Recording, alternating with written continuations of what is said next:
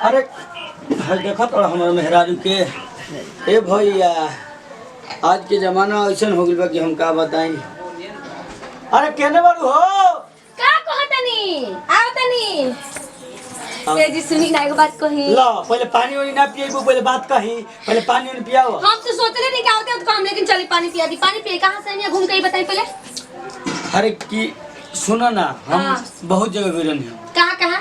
एगो हमार मित्र बारे तूफानी सिंह, हां उनका फिर गए हैं मलिया बाग से मरी आओ जे में इतना दूर तक पहुंच जाता नी। कुछ काम रहा तब गई नहीं हाँ, ये 2-4-10 रुपए मिलत रहा तब गई नहीं हाँ, फोकट के ना गई नहीं हाँ। ऐसा 100 रुपए कोई काम ना करे साथ तक जाने में। अच्छा तो बोली तो का भइला? हमारा कोई ऐसा सगा नहीं कि जिसको हमने ठगा नहीं। इसका मतलब हम रोके? अरे तार बाबूजी ठगले बनी पूछी का हो बड़ा फुसलावे नहीं। आज हम रोका फुसलावे एगो बात बा।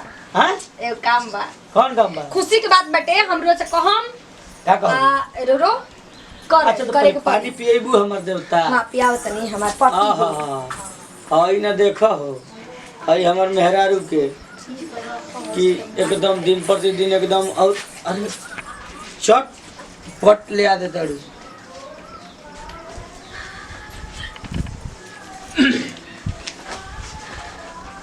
ज्यादा बार मत संवारो तो फिर से बिया हो जाए या तारे गौरी आ जाए तो लोग पूछ दे।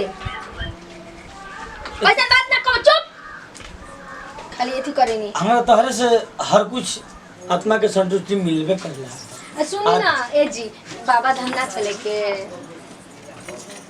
हम तो विचार में बानी, हमारे 2-4 को दोस्त मित्र जाते रहे गुप्ता धाम। तो चले हमू चलम है साड़ी में तो हां हमू जाए। हर साल रोवा जानी है, ई साल हमू चलम रोवा संगे तो हमू चलम।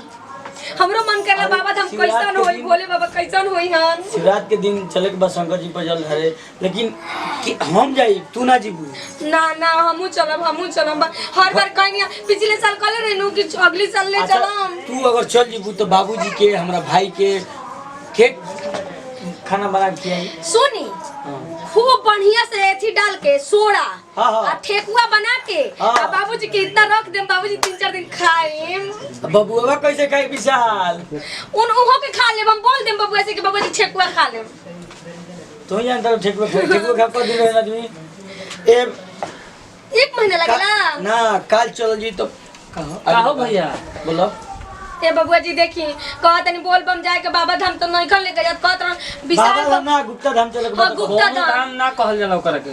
शिवरात मतलब होखेला शंकर जी के पूजा। हां हम जाए तो भौजी के काहे नहीं कहबे? ए बबुआ जी पे बैठी अब देखो बबू को बैठा तड़ियो दा तला भौजाई होखे तो ऐसन आए।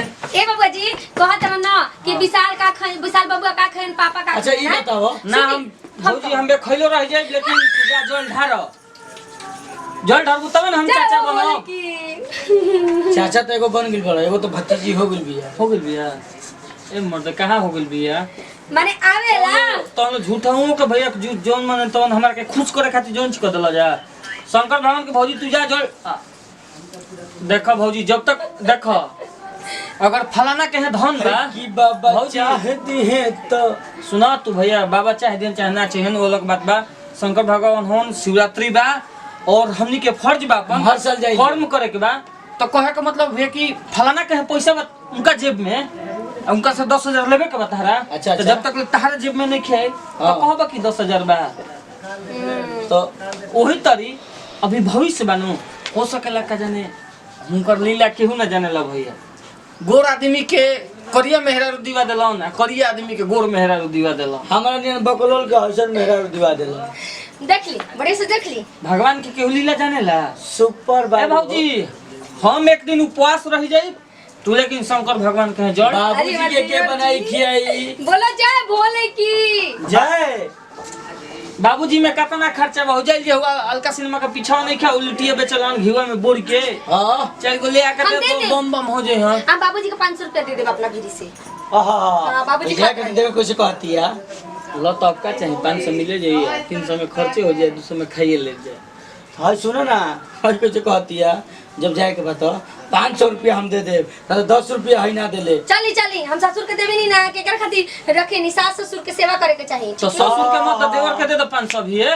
हाँ दे दे, तोरा रुक दे दे। कहिए तो वेटिंग में रख के देबू, ना, जो घरे आ जाता तू वेटिंग में देबू। ज्यादा जाई मत तो अभी 500 रुपया दे दे। हमें दे दी। हां एक बता रहा दे दी। हां दे दे पापा के। ज्यादा देवर की मत कर, तेरे तेवर बढ़ हाँ जाए। ठीक है, 500 रुपया दी पहले। अभी रो बगली में हम देखो नहीं ढेर पैसा मत दी।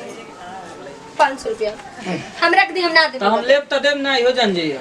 हां ना दी हम तो हमरा पैसा चाहिए नहीं कि ना, ये 2-3 हजार बा। रुक 1 2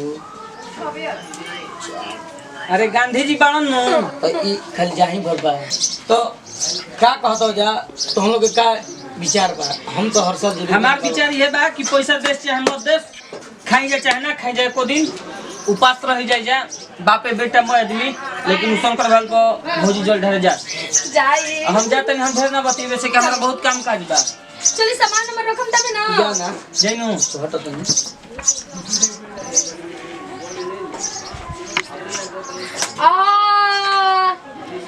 चली ना चली। हां तो ऐसे ही ले जाई। ठीक है, बाद का बात में वाली बात ना रहला, हमारे उधार पैसा ना चले। चली। हो गई।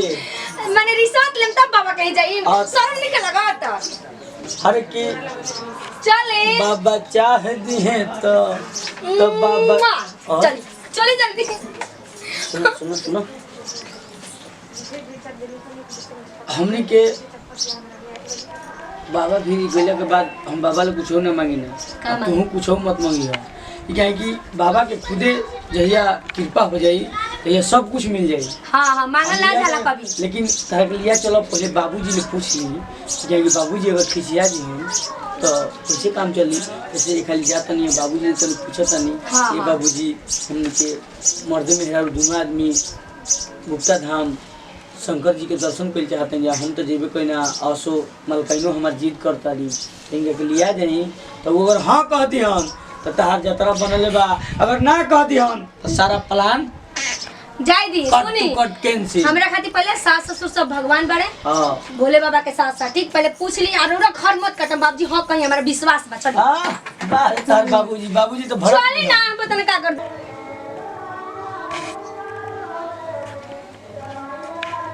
देखो पहले हम कहता नहीं समझ तब ना,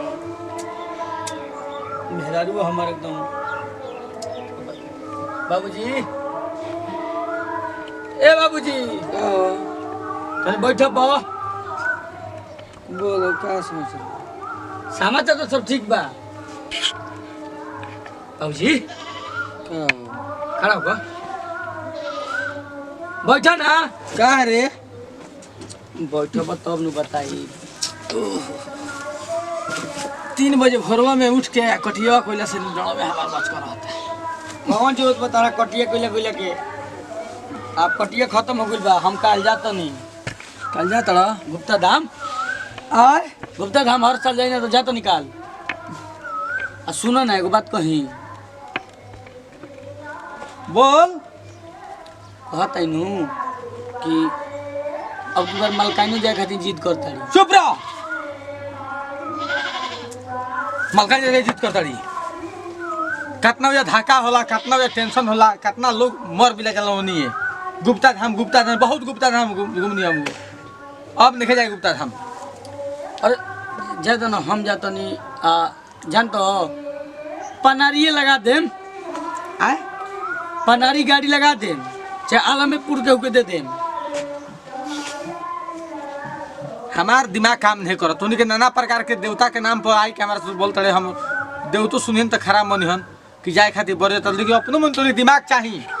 देखो बाबूजी हम कहनी है कि तू चलबू तो बहुत परिवार में टेंशन हो जाई, के बनाई खियाई बाबूजी के। लेकिन विशालों के ये विचार बा, भैया हो भौजी के लिया के जा।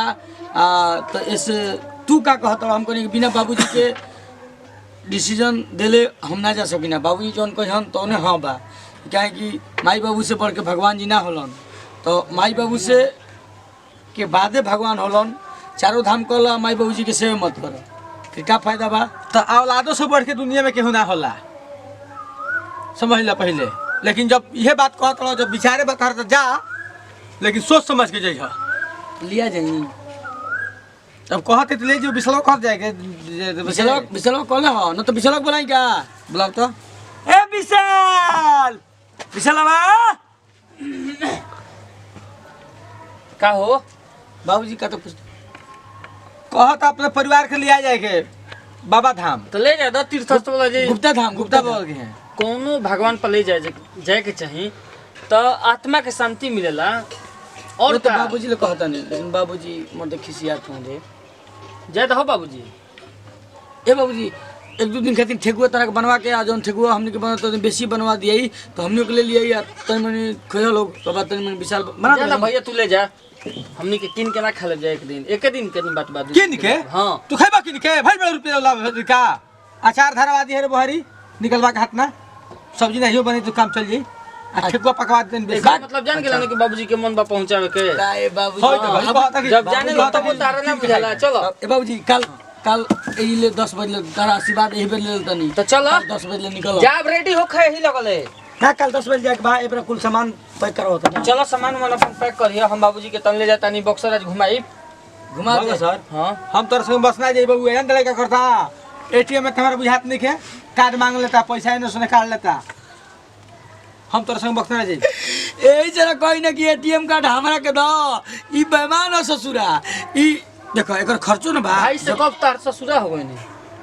अरे बोली नहीं बोलता हाँ। लबज में बोला गई अच्छा। प्यार से बोलल जाला। ई एकदम ससुरा। पागल है हां एकर पागल है कर ना कम कर और ससुरा भतीजा को नतिया को दुख दुख काम गई सुनो ना दोनों बतिया। के रोड पर प्यार से बोल देबे कि ये सार तो मार दे सकी फाट जी तार खोपड़ी।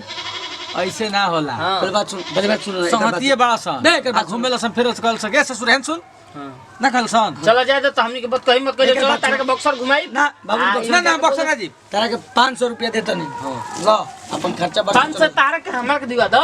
ना हो, मत दियो 500 ले लो 250 तार 250 हमारा कोई दे कि मत खर्चा हो गया। मसूरिया बेचे ले बड़न पैसा धइ ले बड़न तू अस्थिर रख पैसा अस्थिर रख ले जा हिसाब किताब पैसा बाएंगे फिर कहता 500 दे दी 3000 खर्चा होई मर्द में रुक जाए में गुप्ता बाबा तो 5000 खर्चा करो लेकिन बढ़िया से लिया जो बहु हमरा आ बढ़िया से लिया कहियो अतने हम जान चाहता नहीं। आशीर्वाद प्यार तो आशीर्वाद तो जिंदगी भर देते रहेगी नहीं अब तो कर चलो दी हमनी के तनी आज खाइयो। आशीर्वाद देते तो हमर देह झड़ गइल। चलो लो बाबूजी ने हमार जाना तू रेडी हो तो बाबूजी से भी पैसा लगे बा हमारा। हां हां अब कैसे बचते रे क्वेश्चन ना हो। चलो बक्सर चले कहीं घूमे। सवरू का बाबूजी एटीएम कार्ड तू रख देते नहीं हाँ। बहुत चालबाज बनता ही। एकर खर्चो तो 2 रुपया किताब के कहता 20 रुपया 10 रुपया कलम कहता 50 पगला ये ना गइल बा 2 रुपया के आज के जमाना रह गइल बा 2 रुपया किताब तू मिलता जा ना मर्द तू जा रेडी हो का बाबूजी। सुनो ना चले के ना बक्सर। सुनो हां हम तोरा के देखी लेनु हां तो हमारा गुदगुदी होखे लगेला तोर लुरिए रहने देखे तू कहिया सुधरबे। तो सोच कि हम कितना खुशनसीब इंसान बनी कि हर बाबूजी तू इंसान नहीं खुश रे हां तू बड़का बेईमान बाड़े। तोरा ई बुझाता कितना परिश्रम से पैसा आवता हां कितना मेहनत तोर बड़ भाई संवरुआ करेला हां आ एटीएम में पैसा रखाता एटीएम कार्ड हमरा के बा तोरा के विश्वास पर दे दिला। ये बाबूजी तो सुना हां कमात नहीं खी अभी हम कुछ करत नहीं खी अभी पढ़त नहीं तो तहनी ले मैंने बाबूजी 2-4 पैसा चुरा के ओही में तन में एंजॉय करे के बा। अभी संवरुआ अब ठीक बड़ा सा काल गइले तोरा पर दिमाग होने के उल्टा हो जा कि ई ढेर खर्चा करता ढेर पैसा उड़ावता काले गइले अलगा बिलिया के बात करो ऐसा कबो ना है जैसे कि जोन भैया बड़न हमार राम लेखा बड़न हम उनकर छोट भाई लक्ष्मण लेखा बानी ऐसा कोनो प्रॉब्लम ना है बाबूजी। अगर हमार भैया कोई देन तो मुझे सकार लब कि हाँ हमारे से गलती हो गई भैया माफ करा आइंदा ऐसा गलती कबो ना हुई। लेकिन अभी तक तो भाई भौजाई हमारा के बोले नहीं खन छोड़ा जा दो। चलो एतुका बक्सर आज मन करता है हमारा चाउमीन छोला खाए के। हमारा के लिया जो फेरम डल बना नु रे चलो ना तो जानता हूँ कि थुयो कर लो सर हम बुझा चलो हाँ चलो हम बुझत नहीं। नमस्कार हम विशाल दुबे पूरा भोजपुरिया समाज के गोड़ लगतनी और महाशिवरात्रि के हार्दिक शुभकामनाएं देतनी हम पूरा अपना भोजपुरिया टीम के तरफ से। और बोलो भैया नमस्कार प्रणाम गोला तन भैया हम विवेक श्रीवास्तव सोनू जी आप सब जैसे प्यार बनल बने वैसे बनल रही। हम ये कहब कि शिवरात्रि के शुभ अवसर पर आप सबके बहुत बहुत बधाई। हम अपना मेहरारू के लिया के जाता नहीं भाई क्या हमारा संगे संगे जाई वो कमेंट में लिख के बताई। नमस्कार प्रणाम, हम राधा श्रीवास्तव सब भोजपुरिया समाज के गोर से गोर लगतनी। आज सिरात है, सिरात हमार पति मानत ना रही का के हम मनैनी है बोल बम बाबा धाम जाए खातिर। तो माने हमार सपोर्ट कुछ ना रहल हो ना पूरा फैमिली के सपोर्ट देवर के पूरा सपोर्ट रहला और वो सब हमारे संगे जाए जा तो बताई जा कमेंट में लिख के हम संगे ले चलम।